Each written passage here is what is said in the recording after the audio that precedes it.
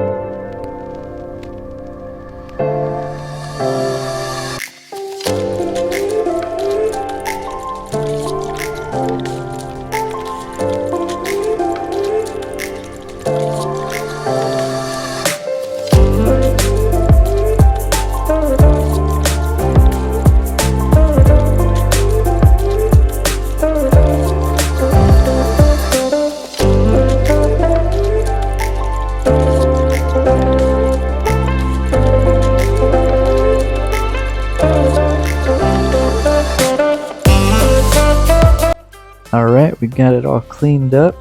It's looking way better than it did. Unfortunately, I forgot to do the transmission when I was power washing everything, but that's alright. But everything came out pretty good. Now it just needs a little bit of cleanup. I did the engine as well because it had a bunch of nasty dirt all over it. But everything's looking good, and I just got to figure out what color I want to do it in and get some parts, and then we'll go from there. Alright guys, thanks for tuning in. Sorry about the dubbing in the voice thing, but sometimes things happen. Alright, see you guys later.